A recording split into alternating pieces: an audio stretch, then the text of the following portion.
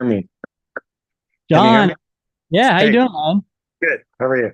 Good, doing great. All right. All right, Horizontal, right? Okay, good. you're good, man. You are Oh, set. yeah. You are ready to go. You are professional. I mean, we're gonna have some fun, man. Let's put it that way. Good. Alrighty, I'm just Give it your best shot. I'm ready.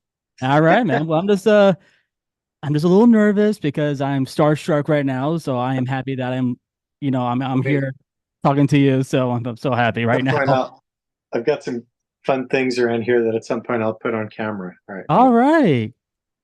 What is up, Twitch? Hello, everybody, and also all of our followers right here on YouTube. What is going on, everybody? We have it's for our we have our guest spotlight segment, and we're actually about to get started here in just a little bit once I get everything all situated. But if you guys would like to follow us, please do so. You can follow us on all social media at Remy's Roundtable, and we're on YouTube, Facebook, Twitch, all streaming platforms, and yeah, we are actually going to have some fun. So, yeah. I got a few things ready. Wait. All right. Let's see. Let's see. Where is it? Huh? Where is that fun thing? Where'd it go? Hey, buddy, go, go, go, go. Can't find it. Oh my God, where is it? Somebody took it. Oh well. Is it something that I would notice? I think I would see it if it were here. Oh Oh boy. wait, I think I found it. Oh, Yes. Okay, good. I've got it. I've got it already. awesome. All Okay. right. I guess I'm All right, ready. now I'm ready. You ready to rock and roll? Yeah. All right, let's do it.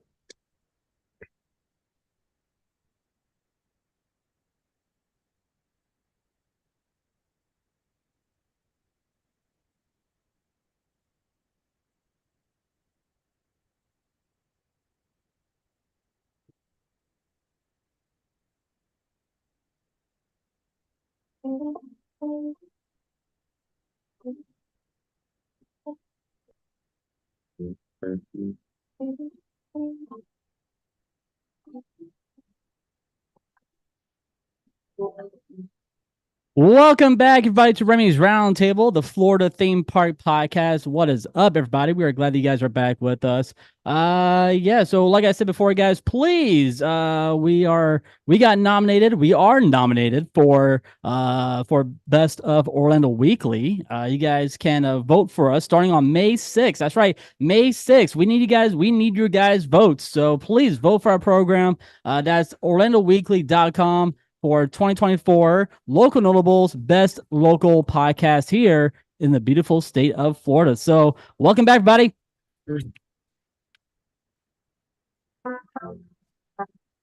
Of course, you guys know the crew this evening. We have myself. My name is Remy. We also have Mark, Mike, Jen, and Nicole. And guys, you know what? It's time for our guest spotlight segment. And as always, guys, our guest spotlight segment has been brought to you by our good friends over at the Magic Candle Company. You guys can right now you get two candles, you buy two, get one free, and you guys can use our code at roundtable 19 and pick out a smell that you like from the theme parks. Anyway, guys, what can I say about this guest? I've been a fan for so many years, and one of my favorite acapella groups is Rockapella, and I've seen them on PBS. I think my dad took me to a couple of concerts when I was younger. But guys, we are talking to the founder of Rockapella. Guys, please say hello to Mr. Sean Altman. Sean, what's up, man? How you doing? Thanks for having me. Dude, you know how excited I am to talk to you. From back when you were doing Carmen San Diego. I mean, of course, that is my childhood right there. So let's talk about that real quick. Now, I know that's what everybody wants to talk about because it's 90s, 80s, but from my point of view, that was my show when I came home from school and I will watch Where in the World is Carmen San Diego. So tell me, man, how did Rockapella got that spot, man? How did it all happen? We had already been a group for about 4 years. We Rockapella was formed by four of us who sang a cappella together at Brown University in Providence, Rhode Island. And then we found ourselves back in New York City singing on the street just for fun. And we started getting private party gigs and some low-level club gigs.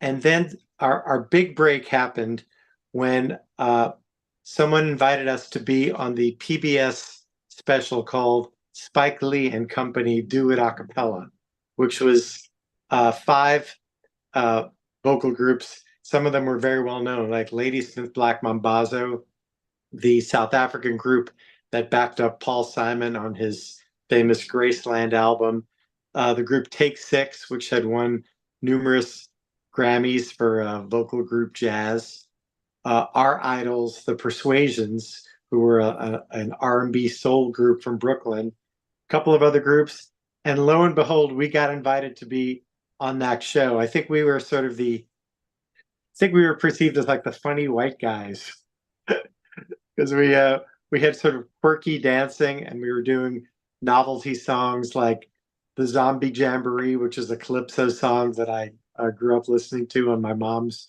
old records. And after we appeared on Spike and Company Do It A Cappella in 1990, we got a call from the director of Where in the World is Carmen San Diego, which at that point had been a successful computer game, and now they had licensed it to be a PBS live action game show. So the show was in development, and they liked what we did on Spike and Company Do It A Cappella, and they said, "Hey, do you want to come in and audition for the role of the house vocal group?" So we did, and we got the gig. That's how it. That's how it happened. That is So unreal. That is unreal. And yeah, I remember when it was a computer game. I played that like bunch of times. My mom, and my dad are like, okay, now before you do your homework, you got to play Where in the World is Carmen San Diego first, so you get more history and we get to learn, uh, other things before you do your homework. I'm like, say no more, count me in. Okay, done. I was like on there for like maybe 3 to 4 hours, and I'm like, all right, wow. time to do my homework for school. So Believe it or not, I've never played the computer game. really, you never Yeah, played it. never, I mean, you gotta think about it, never man. played it. Your instrumental is on there, so I mean, it has like some of the acapella Well, instrumentals on but that computer game. no, it's not. Oh, really? They never used my song on the computer game. If they had, I would have played the game. Oh my No, so gosh, after the theme song that I wrote with my friend David Yazbek, after it became very popular, then the company that owned the Carmen Sandiego franchise, they used it on a board game, a couple of different board games, and and then Netflix licensed it more recently for the Netflix cartoon version of Carmen Sandiego. But did you it was never in the computer game. I wish it had because I would have made some more money. did you watch the Netflix series Where in the World is Carmen Yeah, Sandiego? yeah, I watched it. I probably wouldn't have watched it except that they licensed the song for use in promos to promo the show before it aired, and then they used uh, a very long version of the song in the interactive final episode. So that was exciting, and I also got paid. So I mean, you got a hunk of paycheck right there, man. I mean, there you go. that's your hunk of residual right there, man. I'm like, Yeah. whoa, hold up. So now, And actually, the theme song has been strangely enough in the last year, a bunch of interesting things have happened. First of all, this one TV show clip that we did, I think, on CBS this morning has gone viral at least 10 separate times uh, on Instagram and on TikTok. People keep using clips of it, and we're not wearing the Carmen San Diego outfits, but we're wearing just our sort of regular performing outfits. But there's a lot of trash talking about my hair. It's great. I love it. That is, I'm like, now I saw that video of you on TikTok. I'm like, man, how can you guys, make fun of Sean when you guys can make fun of like Jeff Thatcher and the other guy part You of know, acapella. I'm like, I'm, now look here, guys. You see a guy who can, rock out with a freaking rat tail. I mean, come on now. That's like you can't make fun of that. I mean, I had a rat tail when I was younger. I mean, uh, come on, man. well, Barry Carl had the rat tail. I had the actual braids. Yeah. And speaking of the braids, here's a special treat. You have Here it? they are. Oh my gosh. I have them all. The only ones I don't have are the two that I sold when I left Rockapella in 1997. But the rest of them I have. Oh my gosh, dude. At some point, I know this is my DNA. If you buy one of these, you can clone me. You can literally clone me. All right, so let's talk about the group real quick. Let's talk about Rockapella, and Sure. we'll get back to Carmen Sandiego. So Okay. my question is, how did you guys form the group Rockapella? How did you come up with the name Rockapella? And tell me, who are the original members of Rockapella? Now I mentioned one of them which is Jeff Thatcher, which is one of the baddest beatboxer in this. But you haven't done your research because he's not one of the original members. Not the original, but I'm saying he's one of my favorite beatbox. I mean, when it says He's right. rockapella, I mean that's rock. He he's I mean that's he is rockapella. yeah. He's my favorite beatboxer. He's also one of my best friends. That's so Uh, cool, man. I saw him only a week ago. Yeah, he's I still work with him a lot. He does all of I'm in a couple of different groups and he does all of our video work. He's a really talented uh videographer, graphic designer, uh just an all-around creative whiz, and a great guy. So I work with him all the time on every project that I do somehow involves Jeff. So Rockapella formed in 1986, and there were four of us who had recently graduated from college, and we sang together in college, and we wanted to keep doing it. And we lived in New York City, and the original members were me, uh, Elliot Kerman, who was in Rockapella for wow, I think 18 years. Yeah, I think 18 years, maybe more. Steve Kais, who was the original high tenor, he was in the group from 1986 until Carmen Sandiego. Steve left the group when we got Carmen Sandiego because in order to appear on Where in the World is Carmen Sandiego, he would have had to have dropped out of law school, and he didn't want to leave law school. So Steve left the group in 1990 or 91 and that's when we took in Scott Leonard to be on Carmen Sandiego. The Scott original bass, Leonard. yeah, the original bass in the group was a guy I went to college with named David Sticks. But the second bass, Charlie Evett, we all consider him an original member of Rockapella too, because during that first year of Rockapella, he was subbing in a lot, and the original bass, David Sticks, was only in the group for about a year, and then Charlie came in for a few years. So Charlie Evett and David Sticks are the two original basses. When they left, then Barry Carl came in, and he was in the group, for I don't know, 15, 18 years. Yeah. I mean, he is the base of all rockapella. I mean, he Yeah. has a nice low voice, and I every time when I'm playing, the theme song over and over, my wife goes, I bet you can hit those low notes. I'm like, no, I cannot, but I can hit those high notes though. She goes, yeah, right. I'm like, all right, fine. So we did a little, her and I did a little Carmen Sandiego riff off, and Oh. yeah, I kind of won. So so she got a little mad at me. She's like, Remy, shut that thing up. I'm like, all right, fine. I'm sorry, honey. I am so sorry. So touring. All right, now, have you guys ever been to, did you guys tour any like in Florida when you guys did like any rockapella tours? Uh, when I was in Rockapella, so I was in the group for 11 years, from 86 to 97. And we toured all over the country. So I know we did shows in Florida. I don't remember the specific cities, but we toured all over the country, and we did shows in Canada.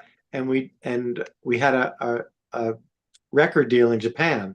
So we toured there twice a year for many years, and we released 8 albums in Japan as well. So our career was Japan, the United States mostly, and then after I left the group, then Rockapella did some shows in Europe. Yeah, That is awesome. Now, when I looked at you guys, when I did some research, when I did my research on you guys, I saw a bunch of jingles. What in the world, man? I mean, yeah, it goes on and on and on, but the one jingle that I notice is Folgers. yeah, I'm like, oh my time out here. Rockapella did the Folgers jingle. That is yeah. cool, man. Well, so I did a radio, I did a Folgers radio commercial with Rockapella. Then after I left the group, they did 2 TV commercials. I wish I had stayed a little longer so I could have been a part of those TV commercials, but I didn't. But I did the radio commercial. In fact, That I is can play so for you. cool. Well, You you want to have, hear it? I oh, could probably dude, play it for you. absolutely. Let's see. Hang on. Let's see if I have that. I think I probably do. All right. Well, Folgers. Wait, how do I find this? Here we go. Folgers. Yep, here it is. Are you ready? All right, I'll try to make it loud. Every day I wake up, I pour myself a cup. That's me. Of that rich Folgers aroma. The best part of waking up.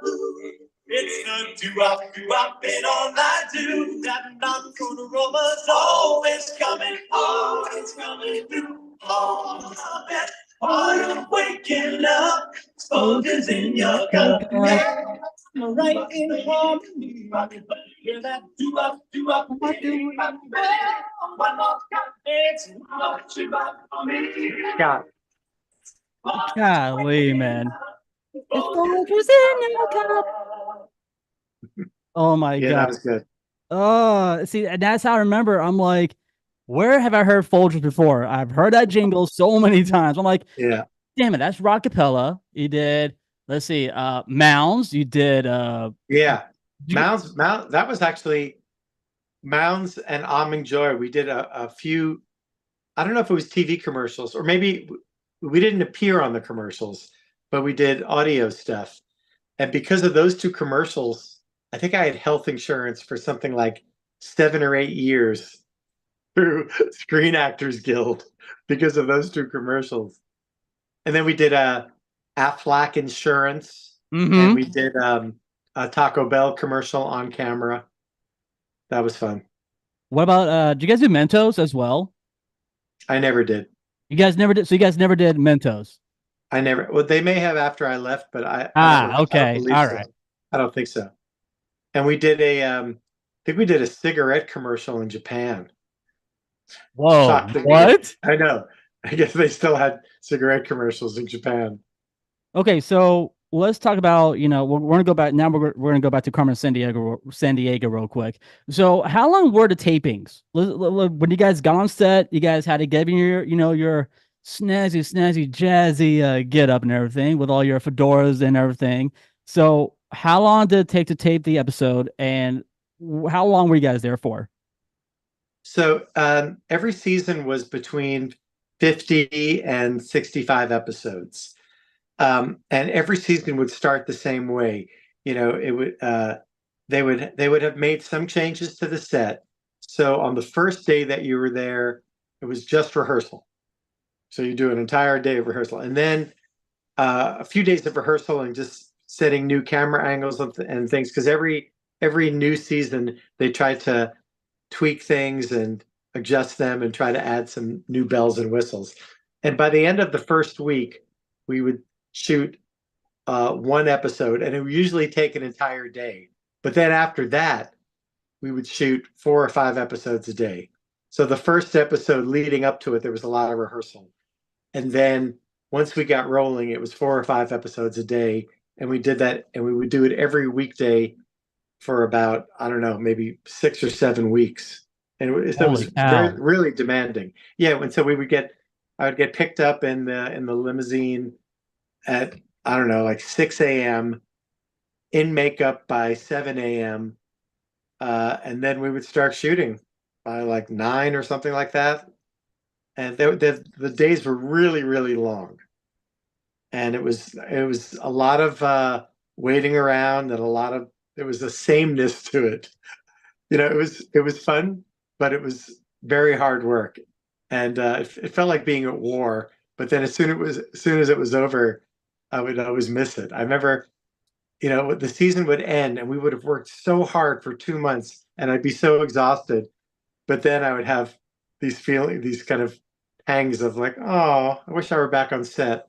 So, Now, what, and what we made a lot of really good friends. I'm still good friends with Greg Lee, the host, and I'm friends with all the people who are in the cast with me, Barry and Scott and Elliot and Jeff, and I'm in touch with even the lady who did our makeup every day, Fern Feller, and I'm still friends with a couple of the different producers and directors. It was a really nice time in all of our lives, and I think everyone on that team really looks back with warm, nostalgic feelings.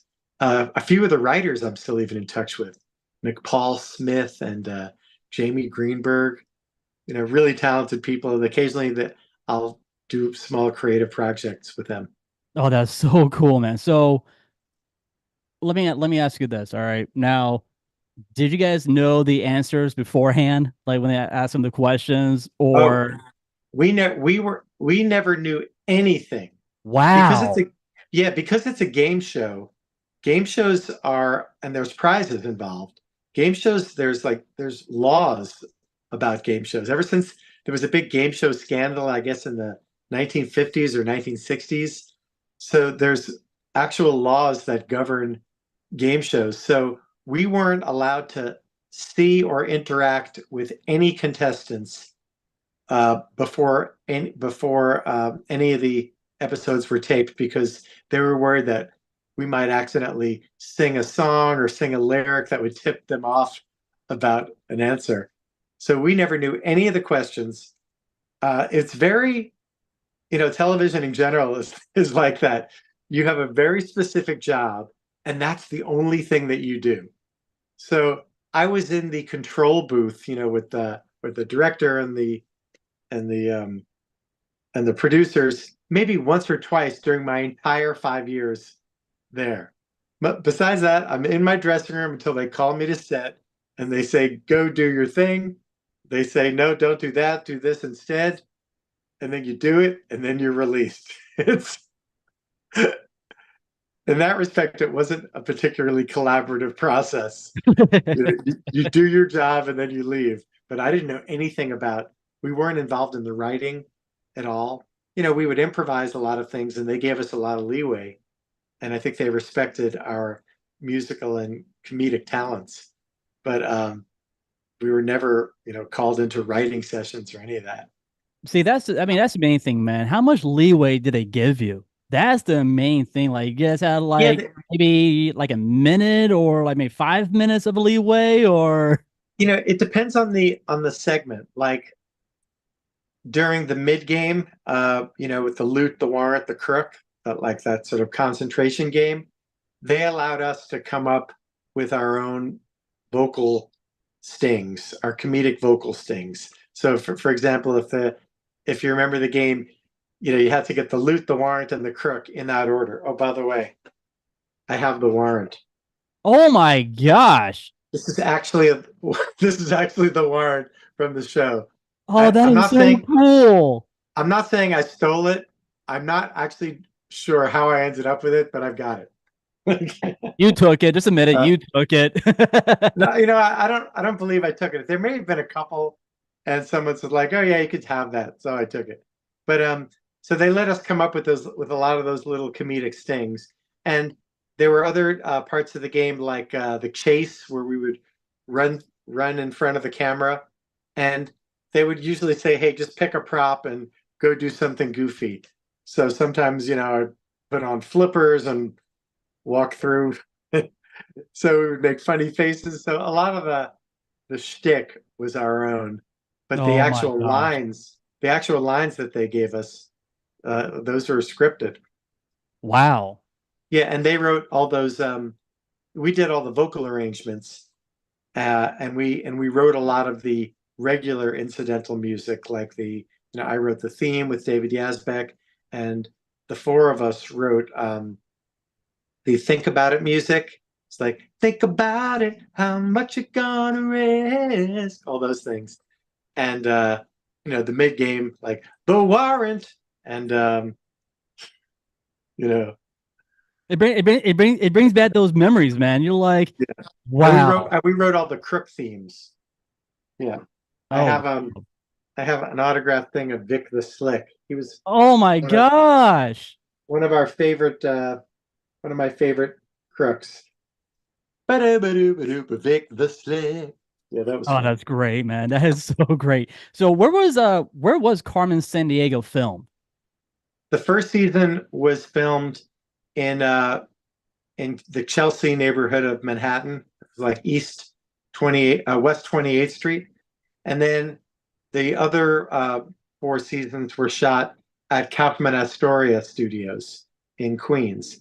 And Kaufman Astoria was a very famous studio. I think Marx Brothers movies were shot there, you know, at the dawn of filmmaking, and a lot of famous TV series were shot there. It's one of the great TV studios of America. Absolutely, man. I mean, but like I said before, man, I mean, you guys brought my childhood to life. I mean, whenever I hear you guys sing, Thanks. it brings me that nostalgic memory bag where I'm like, okay, yeah, this hits so hard. And that's why I'm a fan of your guys' talent and of the group itself. I mean, because of you, Sean, you made my childhood come true, man. Well, that's really nice to hear. Thank you. Well, So we let's had a lot of fun. We had a lot of fun doing it. And Carmen San Diego is still a very it's still a big part of my life because the theme song, because it's just I don't know, it's one of those songs that that won't it's die. in your head. I mean, it's constantly in your freaking head. Yeah. I So mean, I think it's almost more it has more popularity now than it even did when it was on television because it's been part of the popular culture for 32 years now. Last year, Rolling Stone named it one of the 100 greatest TV theme songs of all time, which is, incredible to me that this thing that a friend and I wrote is has this lasting appeal. So, absolutely, man. Now it's time for our rapid questions, and these are coming from the late James Lipton from inside the actor's studio. All ah, right. So, thanks for watching that. what is your Sean? What is your favorite word? Ooh, my favorite word. Am I supposed to be really quick here? Nah, man, take your time, man. I mean, I got a puppy Uh, in my lab here, my so favorite word is my daughter's name, Ruby. Ruby. Oh, that's nice. All right, what is your least favorite word? Like you just don't like the word that Oh, this you that's do not easy. like. Actually, that's easy. Narnia. Chronicles of Narnia. All right. I mean, literally, it's no joke. If you ask any of my friends what word Sean hates, it's the word Narnia. Why, It just, man? when I Why? hear it, I get chills. And I don't even know what it means. I know it's a place, but I never saw Chronicles of Narnia. It's just that word. It's like Narnia. What the heck was that? All right. So, besides your profession, what other profession would you like to attempt? Ooh. Well, I I consider myself a writer. I've never written a novel, but I've always written a lot. Written a lot of comedic essays, and so I think I've got something in there.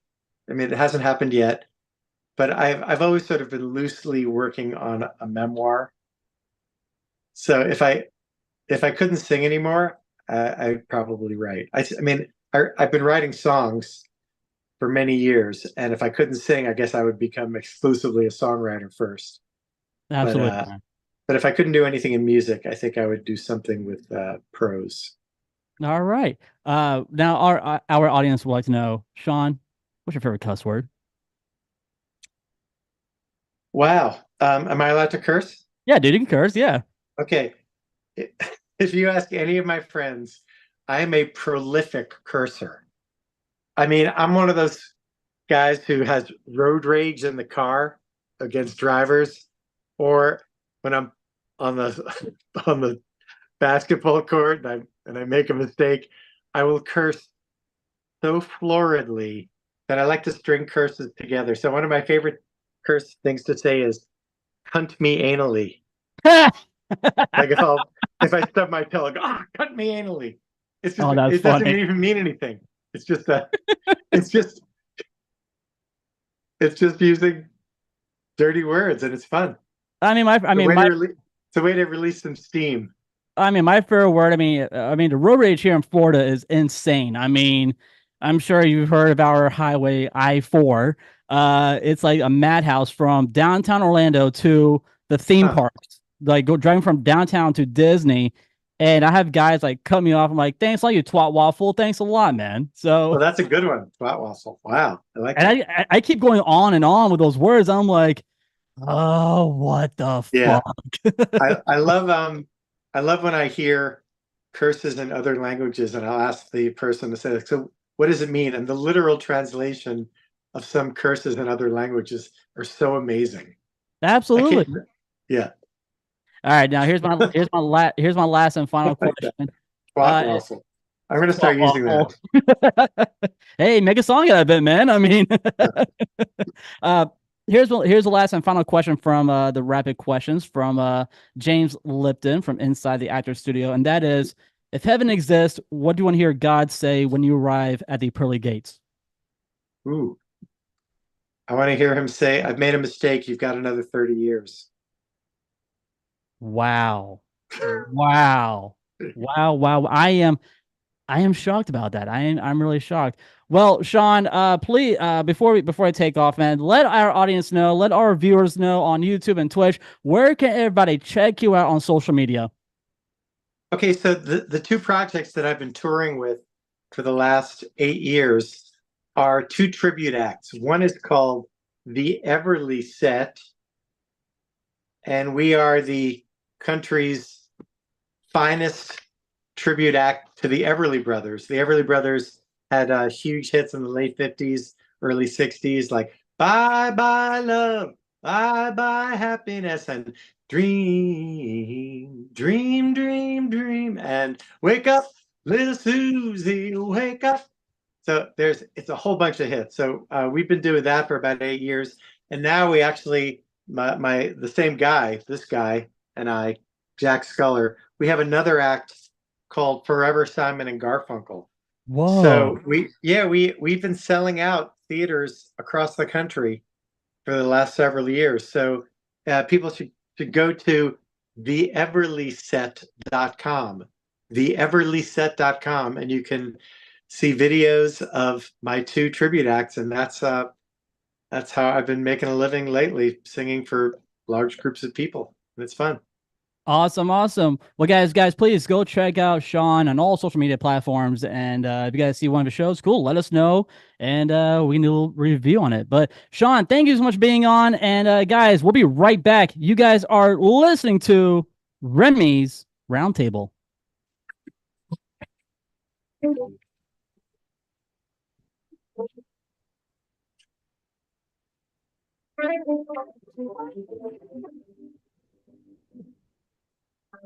Hey Remy, is that a Well, I got one more thing that I would like to ask you, if you're cool with it. sure? This is like I sent you a message. This has been on my bucket list, and I've always wanted to sing "Where in the World is Carmen San Diego." All right, let's do it. All right. Let's see if I know it by heart. If I think I do, I do. Cool. If I mess up, I mess up. All right. So Facebook, I'm sorry, Twitch and YouTube, guys. This is something that I am really cool to do with Sean Altman. It's awesome. But Sean, would you mind saying,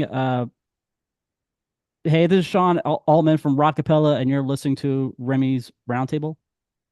Yes, ready? All right, hold on, ready?